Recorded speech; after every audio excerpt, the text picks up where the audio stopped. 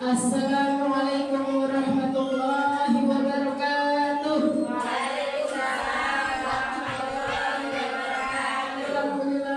Alhamdulillahirabbil alamin wa bihi nasta'inu ala umuri dunya waddin. Assalatu wassalamu ala asrofil anbiya'i wal mursalin sayyidina wa maulana Muhammadin wa ala alihi wa sahbihi ajma'in. Amma ba'du. Yang terhormat Kepala TK Budi Mulyo Desa Kedumulyo Kecamatan Sukolilo Kabupaten Pati, yang saya hormati Ibu Guru TK Gugus Kartini Kecamatan Sukolilo. Pertama-tama marilah kita panjatkan kepada kehadirat Allah Subhanahu wa Ta'ala yang telah memberikan kita semua taufik dan hidayahnya sehingga kita semua dapat berkumpul pada pagi hari ini. Yang kedua, sholawat serta salam kita aturake kepada Nabi Agung Muhammad Sallallahu Alaihi Wasallam dengan bacaan sholawat Allahumma sholli ala Sayyidina Muhammad, Allahumma sholli ala Sayyidina Muhammad, Allahumma sholli ala Sayyidina Muhammad. Acara selanjutnya yaitu menyanyikan lagu Indonesia Raya yang akan dipimpin oleh Ibu dosen. Waktu dan tempat kami persilahkan. Hadirin dimohon untuk berdiri.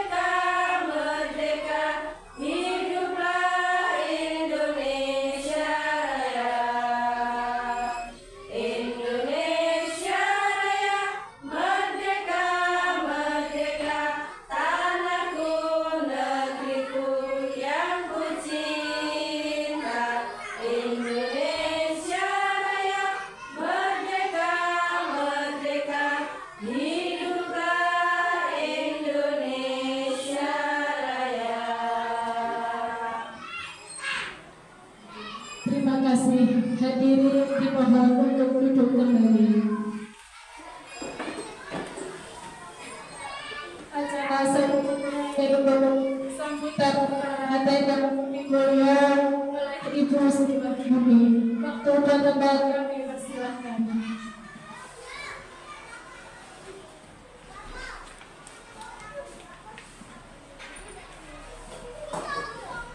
Assalamualaikum warahmatullahi wabarakatuh. Waalaikumsalam warahmatullahi wabarakatuh. Kepada Ibu Guru TK Gugus Kartini Kecamatan Sukolilo yang saya hormati, pertama-tama marilah kita panjatkan puji syukur dan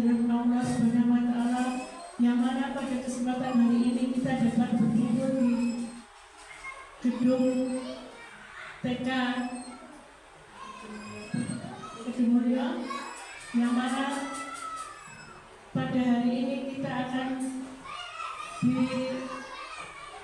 diterangkan sama Ibu Siti Nuraya sebagai calon guru penggerak.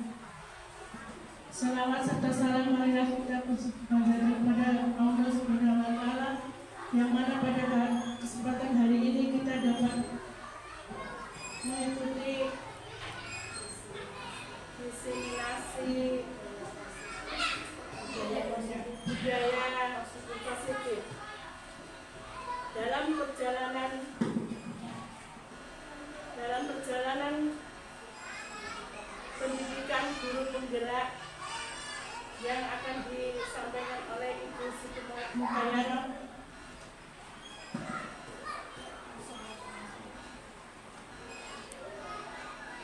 Mari kita dukung dan motivasi bersama agar selalu sehat walafiat dan diberi kelancaran. Amin.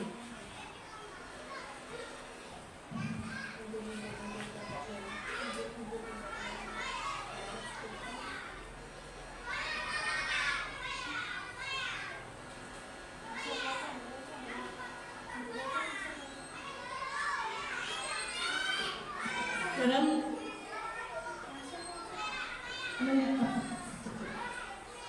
waktu yang cukup sekian, guru penggerak ini menjalani guru penggerak selama 6 bulan, maka bisa terlaksana dengan baik dan berganti Ibu Siti Mukayyaro diberi kesehatan oleh Allah selalu, sehingga menjalankan pendidikan guru penggerak ini dengan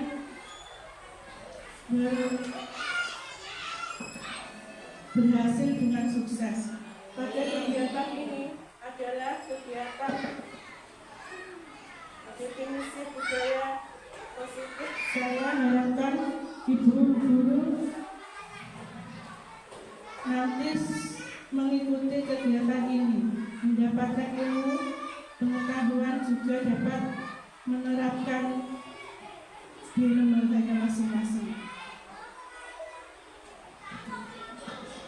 Cukup sekian. Apabila ada kekurangannya saya minta maaf. Wassalamualaikum warahmatullahi wabarakatuh. Waalaikumsalam warahmatullahi wabarakatuh.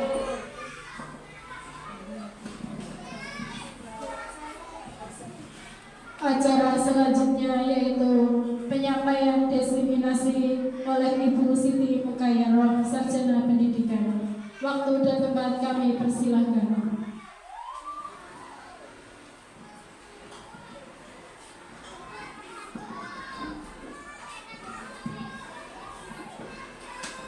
Assalamualaikum warahmatullahi wabarakatuh. Waalaikumsalam warahmatullahi wabarakatuh. Terima kasih atas waktu yang telah diberikan kepada saya.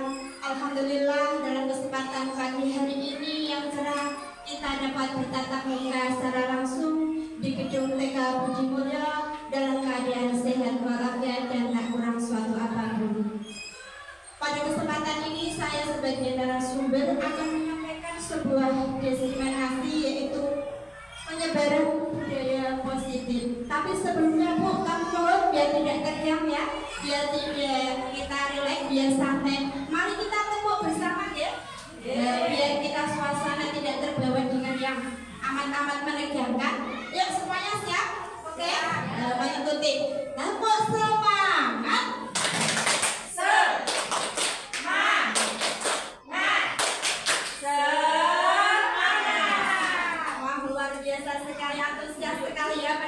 Pagi hari ini semoga nanti mendapat ilmu yang bermanfaat, bisa kita terapkan di bagian kita masing-masing dan menjadi guru yang hebat semua. Oke? Alhamdulillah, dalam menyebarkan pemahaman dan penerapan budaya positif yang akan adalah mengenai filosofi pendidikan. Beliau adalah Bapak Ki Hajar Dewantara, yaitu dengan tujuan pendidikan.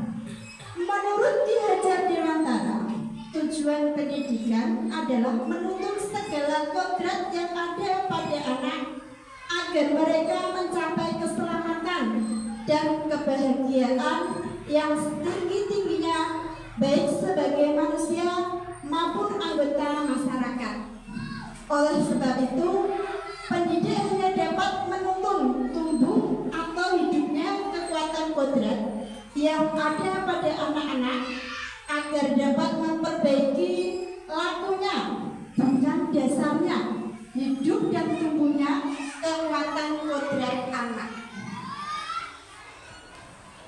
Nah, budaya positif. Apa itu sebenarnya budaya positif? Mungkin baru terdengar di telinga kita dan mungkin sebagai guru kita sudah menerapkan di lembaga kita masing-masing, namun belum konsisten. Nah, di sini saya akan menjelaskan budaya positif di sekolah, yaitu nilai dan kebiasaan di sekolah yang berpihak pada murid agar mereka dapat berkembang menjadi pribadi yang kritis, penuh hormat, dan bertanggung jawab sesuai dengan profil pelajar Pancasila.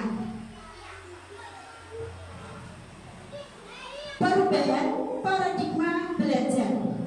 Paradigma adalah pola pikir kita di dalam pembelajaran sebagai seorang guru dalam penerapan pembelajaran di lingkungan sekolah, yaitu pertama adalah disiplin positif, dua kebutuhan dasar manusia, ketiga motivasi perilaku manusia, keempat restitusi posisi kontrol guru, kelima keyakinan kelas, keenam segitiga restitusi.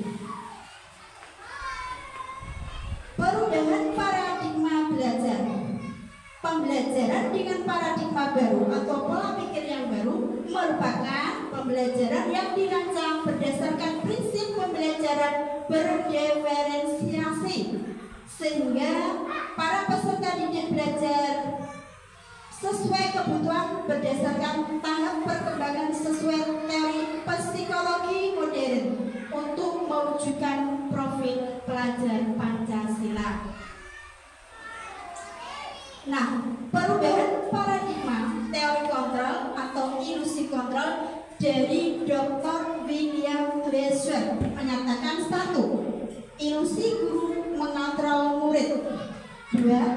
Ilusi bahwa semua kekuatan positif, efektif, dan bermanfaat. 3. Ilusi bahwa kritik dan membuat orang merasa bersalah dapat menguatkan karakter. 4. Ilusi bahwa orang dewasa memiliki hak untuk memaksa. Nah, 2. Disiplin positif. Disiplin berasal dari kata disiplina yang artinya belajar. Disiplin mengacu pada disiplin diri yang memiliki tanggung jawab terhadap apa yang dilakukan berdasarkan nilai-nilai yang telah diyakini. Disiplin positif merupakan salah satu cara penerapan disiplin yang bertujuan untuk menumbuhkan kesadaran serta memberdayakan peserta didik tanpa imbalan atau penghargaan maupun ancaman dan hukuman.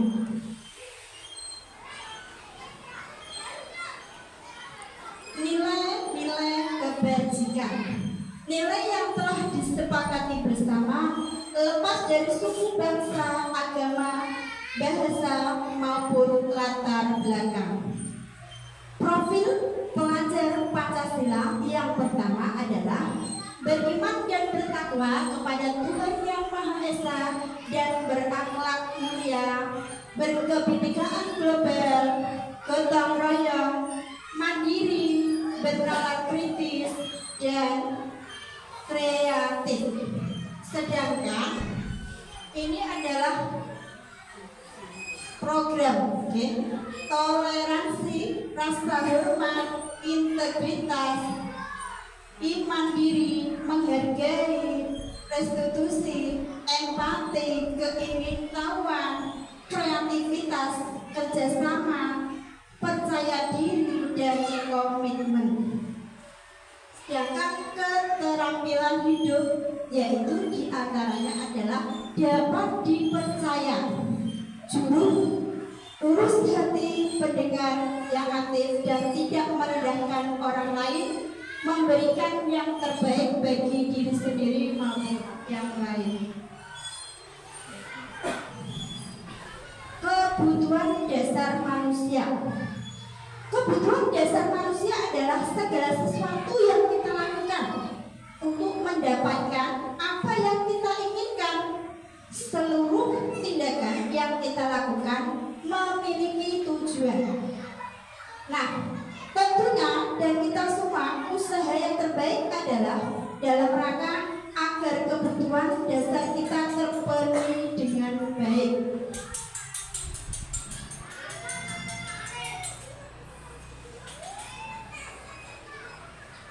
5 kebutuhan dasar manusia. Yang pertama ada bertahan hidup, kasih sayang dan rasa diterima, penguasaan, kebutuhan, dan kesehatan atau kesenangan. Dalam bertahan hidup, apa yang kita perlukan semua dari segi makanan, tempat tinggal, pakaian, keamanan, dan kesehatan. Nah, yang kedua ada kasih sayang dan rasa diterima. Yang pertama adalah rasa diterima, dipedulikan, berbagi, kerjasama, menjadi bagian dalam kelompok.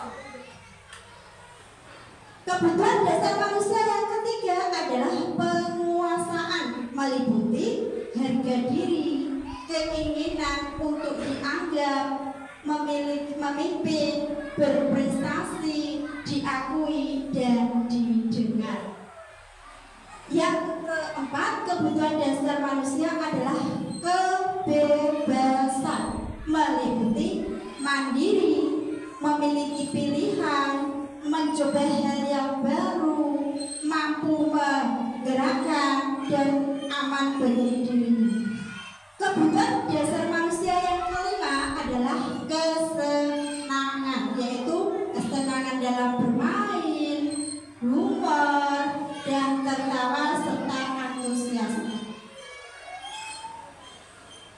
Motivasi perilaku manusia ada dua, yakni motivasi intrinsik, yaitu motivasi yang dari dalam dirinya sendiri, dan yang kedua adalah motivasi ekstrinsik, motivasi yang didukung dari luar lingkungan atau dari orang lain. Yang pertama, dari motivasi intrinsik ini untuk menjadi orang yang mereka inginkan dan menghargai diri sendiri dengan nilai-nilai yang mereka percaya. Sedangkan motivasi ekstrinsik yaitu untuk menghindari ketidaknyamanan ibu-ibu, keinginan, dan untuk mendapatkan imbalan atau penghargaan dari orang lain.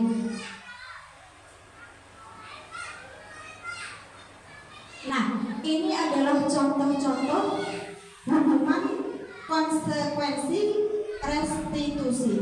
Hukuman, kita tahu Bu ya, yang namanya hukuman bagi anak-anak itu sifatnya adalah denda. Anak disuruh untuk merangkak, disuruh untuk berlari, bentuk apapun hukuman itu sebaiknya tidak diperbolehkan. Konsekuensi juga seperti itu, adalah membebani anak. Anak diberi konsekuensi, misalkan kalau malas menulis, disuruh menulis sampai beberapa kali, disuruh untuk berdiri, disuruh untuk, sebenarnya juga tidak boleh, karena anak usia PAUD yang dibutuhkan adalah rasa kasih sayang. Sebagai seorang guru dan sebagai manajer, sebagai teman untuk mereka bermain, sebagai orang tua dari ibu-ibu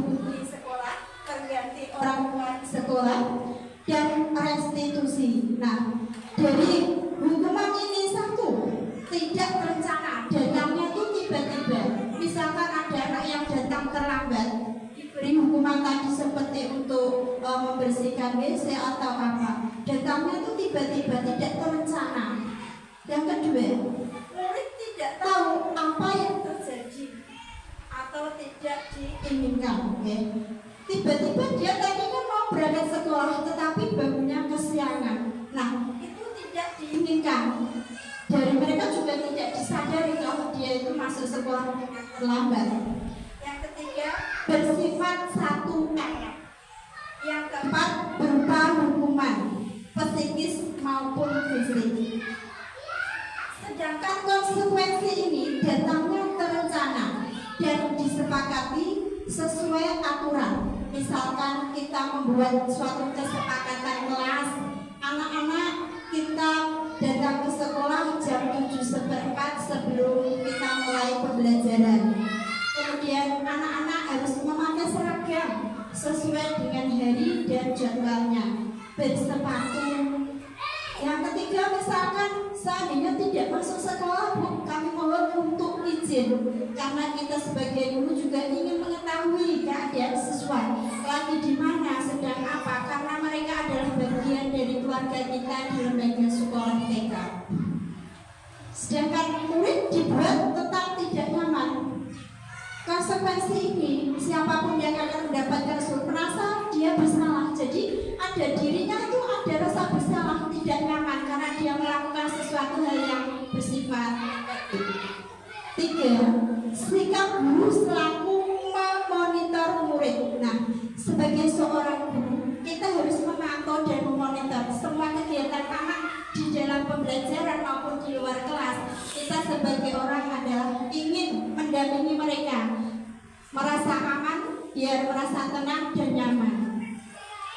Yang ketiga adalah restitusi, proses menciptakan kondisi bagi murid untuk memperbaiki kesalahan.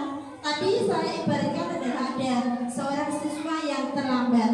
Kita sebagai guru tidak boleh menghakimi dan melakukan tindakan yang psikis, kekerasan ataupun baik sebagai ucapan dengan membentak. Terus ketika kita dengan wajah muram marah kepada anak, dia itu sudah bisa membaca gerak mimik orang dewasa.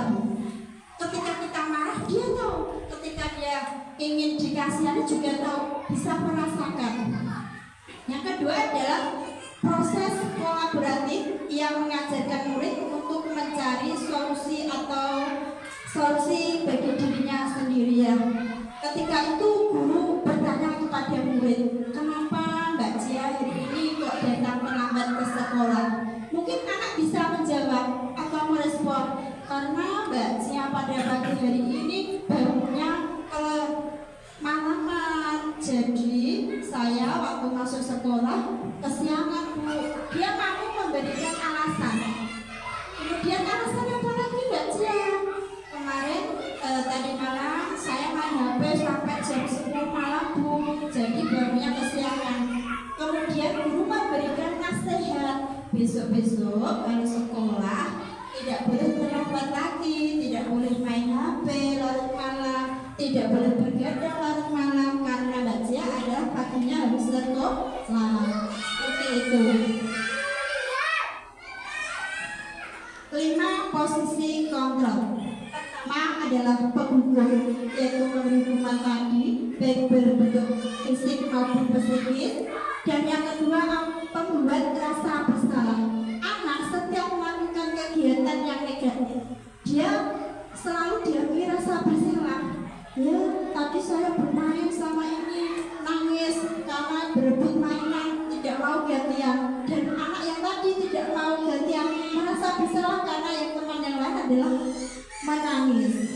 Dan ini adalah sebagai teman. Ini guru mendampingi murid-murid kita dalam pembelajaran maupun bermain.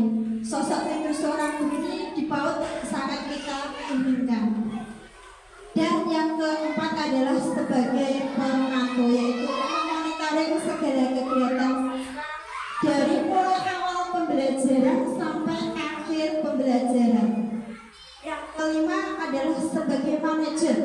Kita ini sebagai guru diharapkan yang pertama adalah sebagai manajer dan yang kedua adalah sebagai teman. Karena kita berada di lembaga PAUD, yang kita inginkan adalah anak-anak merasa aman, nyaman, tenang, dan semoga nanti ilmu yang telah disampaikan itu bisa mereka rasakan.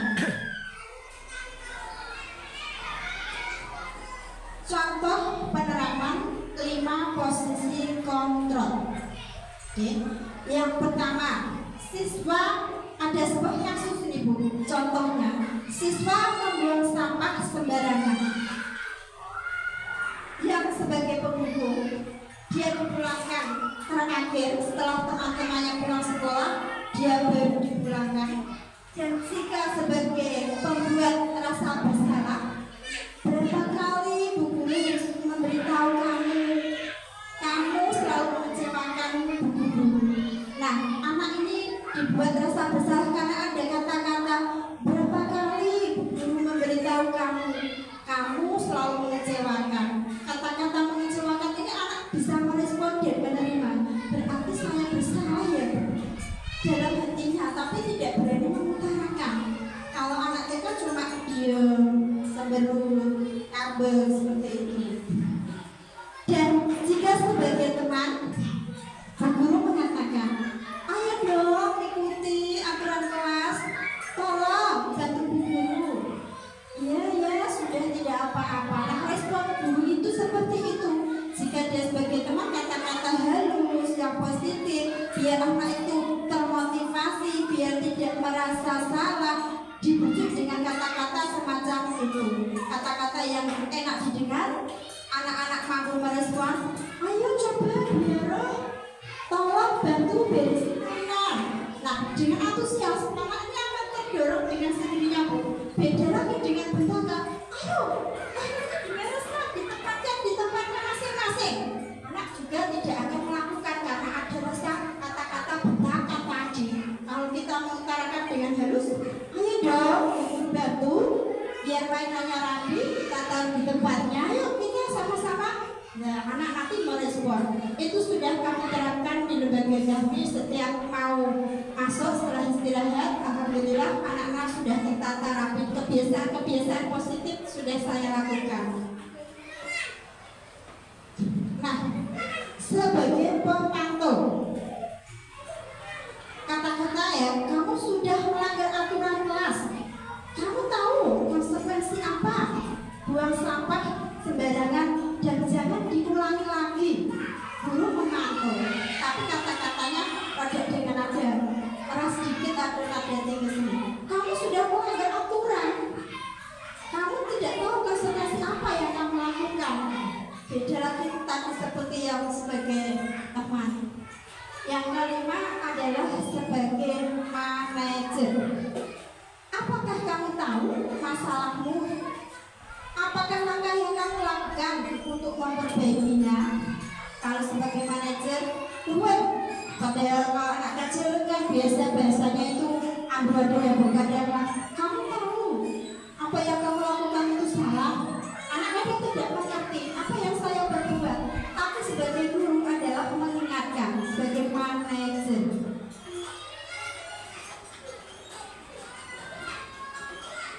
Posisi kontrol apakah aku? Pertama, guru kecewa sekali dengan kamu. Ayolah, lakukan demi guru. Jangan seperti ini lagi ya.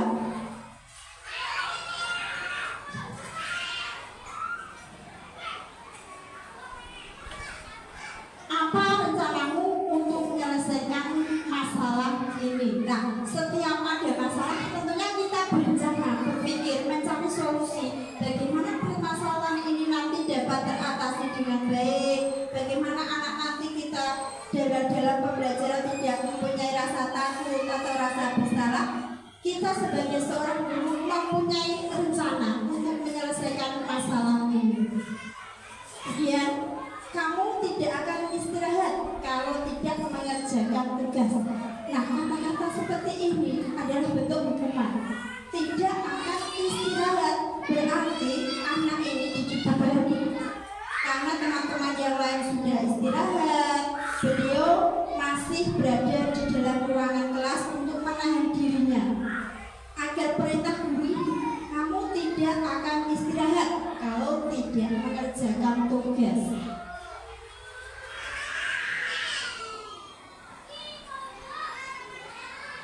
Keyakinan kelas. Kemarin saya bersama anak-anak membuat suatu keyakinan kelas yang telah disepakati bersama. Di antaranya adalah satu yang telah diketahui adalah berangkat sekolah jam 7.04. Sebelum masuk ruangan kita SBK dulu di dalam halaman sekolah seperti kegiatan fisik motorik kasar. Kemudian tidak boleh membawa HP karena HP bisa mengganggu anak dalam aktivitas belajar. Kemudian jika ada siswa yang tidak masuk harus meminta izin terlebih dahulu. Melalui grup juga boleh, melalui lisan juga boleh. Apapun itu harus kita ketahui karena anak adalah sifatnya dalam usia PAUD adalah belajar. Jangan sekali-kali kita mengikutkan anak dalam kepentingan kita sendiri. Misalkan kita mau bepergian jauh, anak harus diingatkan dulu dan gurunya juga diberitahu biar tahu keadaan anak ini gimana. Kemudian kesepakatan kelas lagi adalah setiap bermain harus saling bergantian, tidak boleh ada yang nangis, rewel, berebut mainan. Kemudian kita memakai seragam kalau hari Senin sama Selasa. Anak-anak sudah mengerti baju apa yang mereka kenakan dan harus bersepatu. Misalkan kok pakai sandal, bu guru tanya, Bu, saya pakai sandal. Oh, keras ya Papa, kenapa kok pakai sandal dari ini? Kaki saya sakit. Jadi anak itu ngerti dan tahu keyakinan kelas apa yang telah disepakati bersama biar bu guru juga tahu. Oh, tidak memakai sepatu karena alasannya kakinya sakit. Bener dong sakit Mas? Ya, gitu. Kita juga tahu kalau keadaan sakit juga tidak boleh memberikan hukuman atau semacam konsekuensi.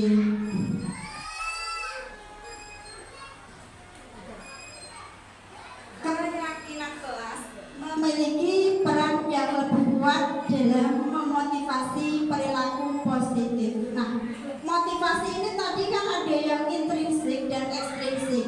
Di dalam perilaku positif yang kita butuhkan adalah motivasi intrinsik, yaitu dari dalam diri sendiri.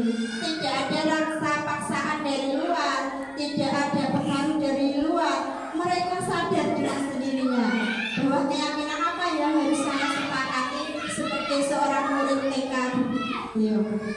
Dua, keyakinan kelas didasarkan pada nilai-nilai universal seperti keselamatan dan kesehatan. Anak-anak TK sudah saya ingatkan Bu, setiap kali mau pulang sekolah harus siangnya tidur siang biar sehat. Makanannya harus memakai sayur, memakai lauk. Kalau jajan juga tidak boleh sembarangan. Karena jajan yang ada di lingkungan sekitar kita itu terkadang tidak diketahui oleh anak adalah untuk makan jajan yang banyak pengawetnya, banyak perasanya dan banyak pewarnanya, sehingga nanti kesehatan anak bisa terganggu, bisa batuk, bisa panas, bisa anak itu mengalami radang. Jadi sebagai guru tidak hanya mengajar, tetapi kesehatan juga kami utamakan melalui nasihat-nasihat. Kemudian mengenai keselamatan ini biasanya Bu Guru mengingatkan kalau lewat jalan raya atau pulang sekolah itu harus melewati jalan yang pinggir karena banyak kendaraan yang berlalu lalang, maka keselamatan perlu dijaga biar tidak terjadi segala sesuatu hal yang tidak kita inginkan. Ketiga, keyakinan kelas lebih dari sekadar aturan, yaitu prinsip-prinsip yang memandu tindakan kita secara intrinsik. Murid-murid cenderung lebih termotivasi untuk berperilaku sesuai dengan keyakinan ini karena mereka merasa terhubung secara pribadi dan meyakini nilai-nilai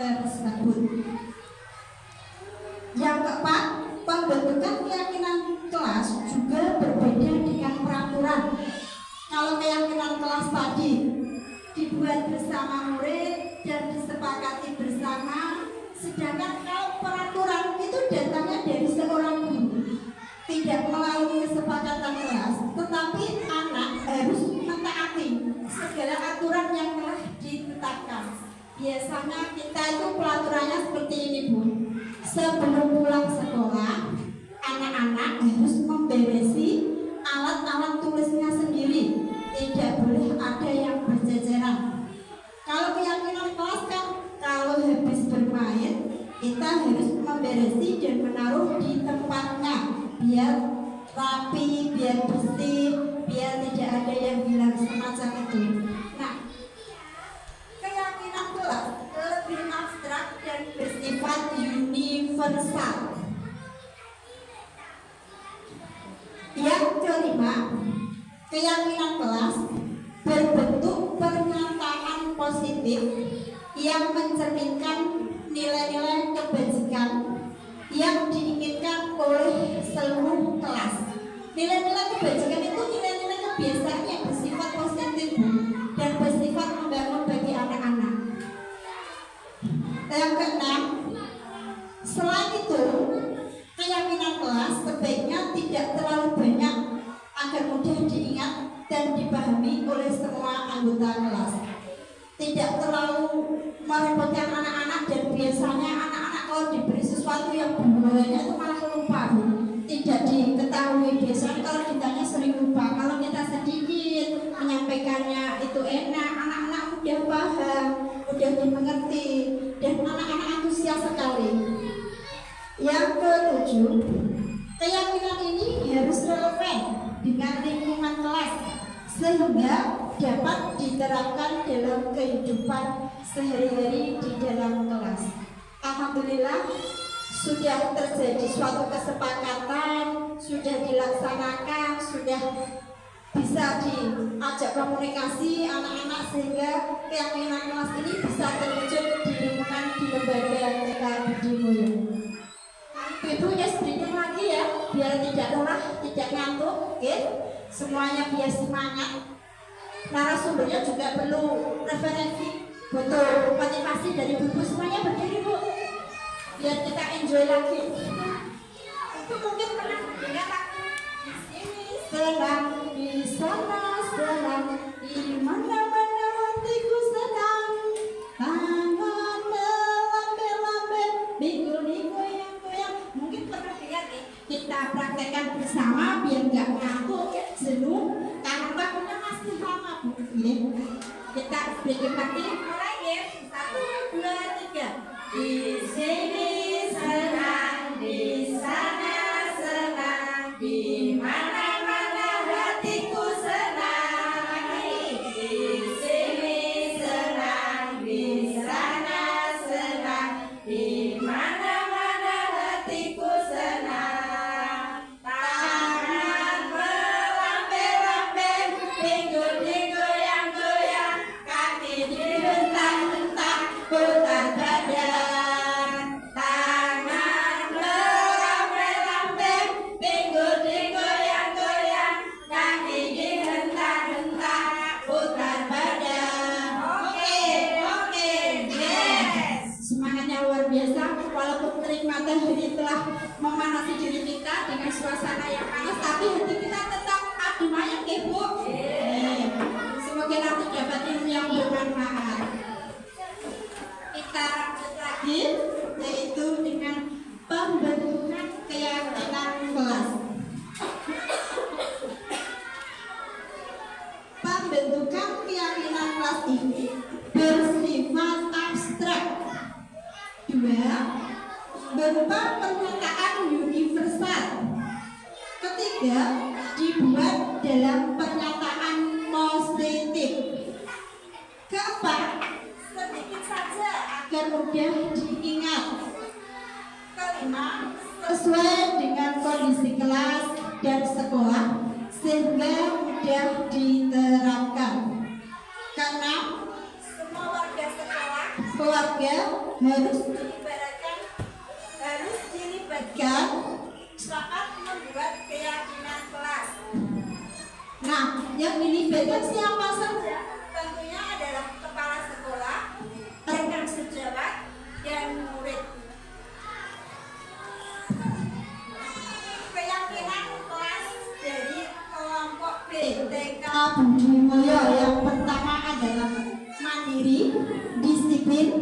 gotong royong, saling bekerja sama, dan saling menjaga kebersihan dan kesehatan. Itulah dari hasil kesepakatan kelas dari kelompok B TK Beliau.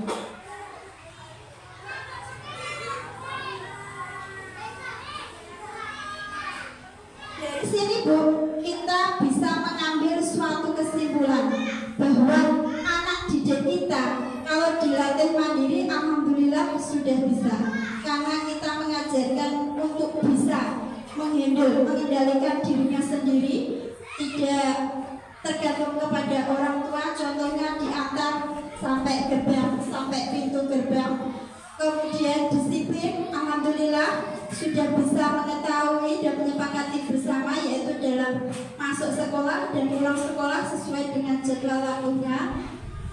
Sedangkan gotong royongnya diajarkan untuk saling membantu sesama teman maupun membantu sesama guru.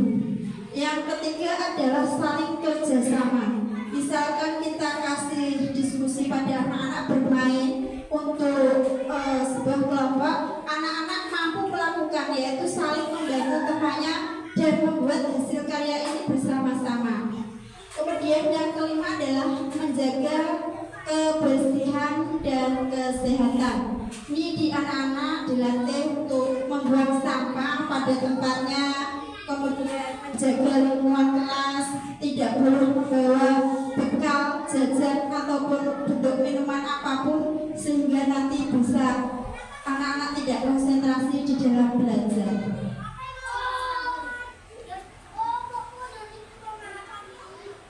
Segitiga restitusi.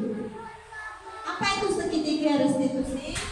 Segitiga restitusi adalah proses menciptakan kondisi bagi murid untuk memperbaiki kesalahan mereka sehingga mereka bisa kembali pada kelompok mereka dengan karakter yang lebih kuat.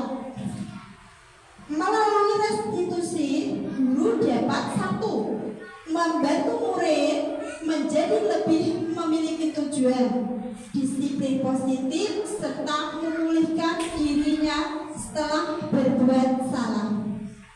Anak tadi kan melakukan suatu kesalahan, sedangkan guru memfasilitasi, membantu, memberikan solusi, menasehati. Seperti itu contoh yang kami terapkan di lembaga TK.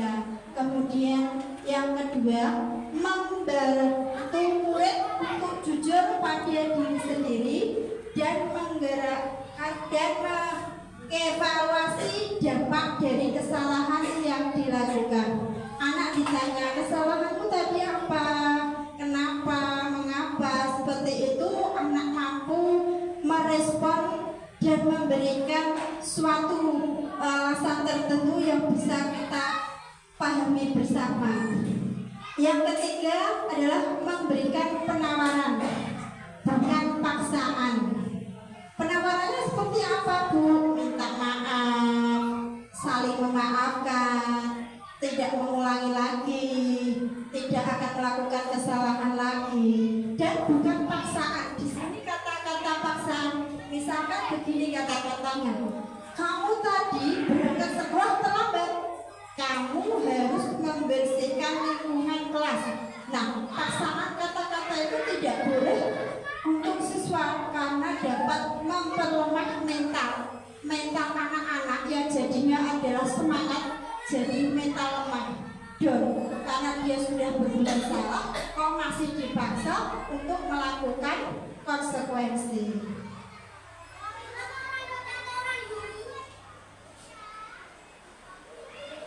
Segitiga restitusi ini ada 3 tahapan, yaitu 1. Menstabilkan. Kedua, ini tidak terlihat jelas ya. Yang kedua adalah validasi tindakan. Yang ketiga adalah membuat keyakinan kelas. Biasanya yang segitiga restitusi ini kita terapkan jika ada anak yang mengalami suatu masalah. Jika anak itu mengalami suatu permasalahan, maka kita sebagai pendidik menerapkan penerapan segitiga restitusi ini. 1.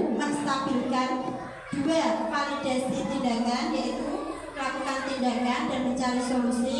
Dan yang ketiga adalah membuat keyakinan. Keyakinan kelas tadi yang telah disepakati bersama apa, yang kamu langgar tadi apa, dan kamu harus bagaimana. Nanti biar terjadi solusi yang terbaik bagi murid yang merasa melakukan kesalahan. Nah, suatu proses dialog yang dijalankan oleh guru agar dapat menghasilkan murid yang mandiri dan bertanggung jawab. Ini adalah segitiga restitusi.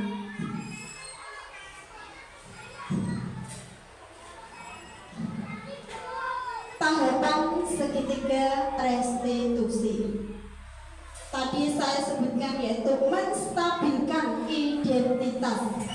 1. Berbuat salah itu tidak apa-apa. Misalkan tadi ada anak yang terlambat, kan semua manusia pernah melakukan kesalahan nih, dan juga pernah melakukan sebagai seorang siswa.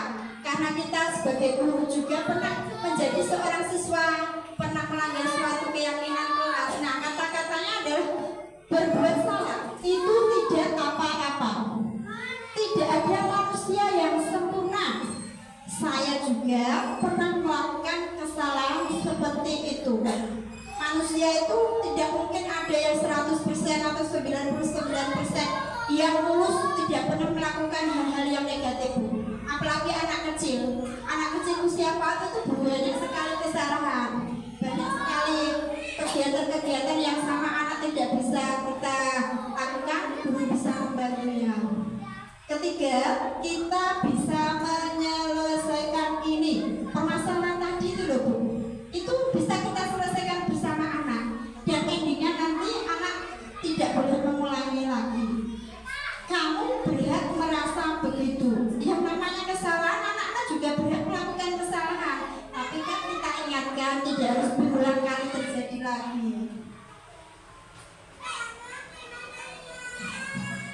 Yang kedua, tindakan segitiga restitusi adalah validasi tindakan yang salah.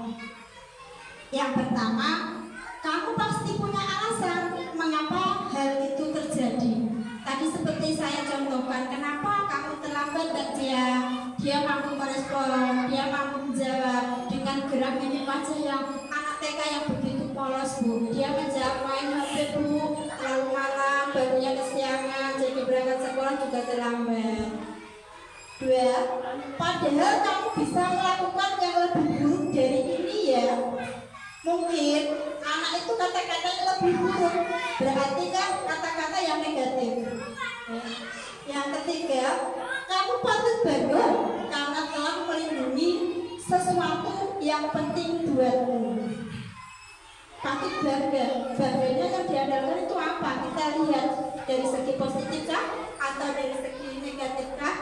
Biasanya kalau dari kamu patut bangga itu biasanya sesuatu yang bisa kita tonjolkan. Yang keempat, kamu melakukannya karena mempertahankan sesuatu yang penting bagimu.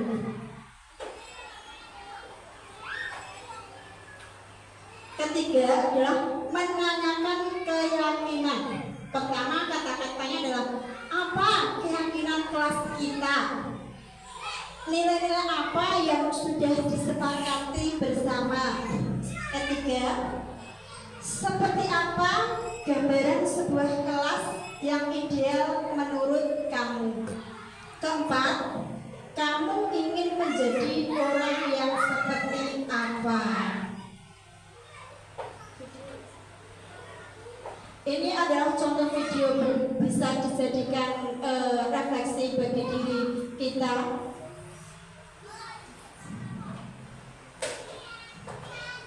Mohon dicermati, mohon di sebuah gambaran video seorang guru TK yang telah melakukan penerapan segitiga restitusi.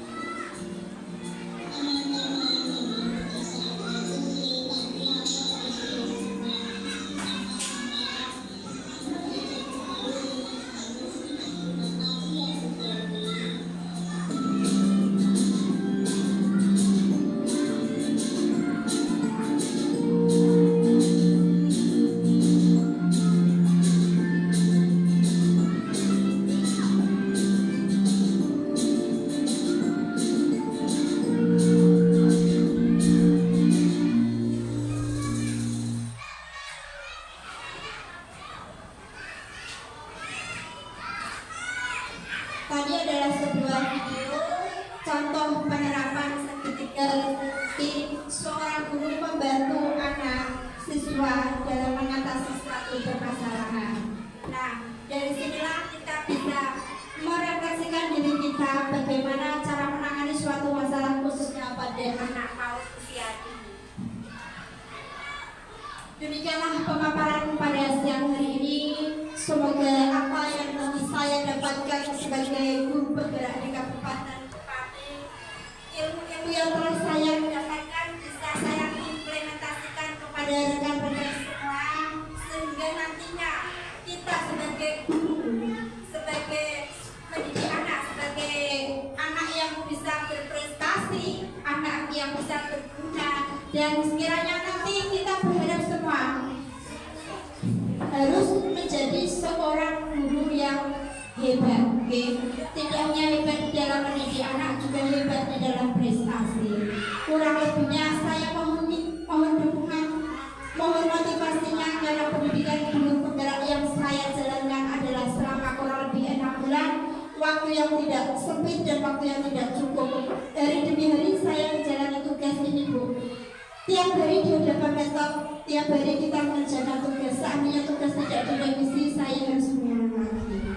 Dan saya harap doa dari ibu semua bisa memperancar saya dalam menjalankan tugas kami. Amin Allahumma. Amin.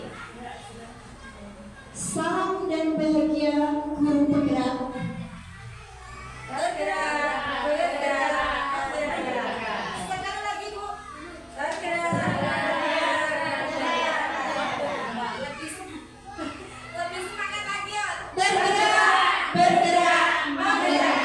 Assalamualaikum warahmatullahi wabarakatuh.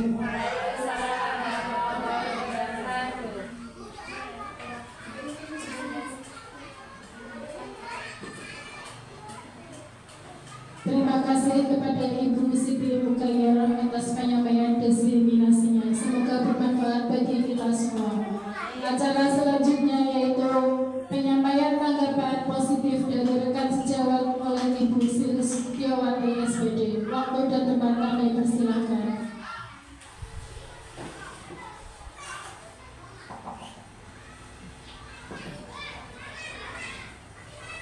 Assalamualaikum warahmatullahi wabarakatuh. Perkenalkan, nama saya Ibu Suliswati SPD, rekan sejawat dari Ibu Siti Mukayyarah, calon guru penggerak angkatan 10 Kabupaten Pati. Dari pengibasan budaya positif yang dilakukan oleh Ibu Siti Mukayyarah, banyak hal yang tidak kita sadari sebagai guru adalah pembentukan keyakinan kelas yang dibuat bersama siswa mengandung nilai-nilai kebijakan dan kebiasaan positif yang telah disepakati bersama dengan penuh rasa tanggung jawab. Penerapan segitiga restitusi sangat mendukung sekali dalam menangani permasalahan siswa, karena dari segitiga restitusi ini anak akan merasa aman, nyaman, dan senang, sehingga tidak dihantui rasa takut maupun rasa bersalah. Terima kasih. Salam guru penggerak. Tergerak, bergerak, dan menggerakkan. Wassalamualaikum warahmatullahi wabarakatuh.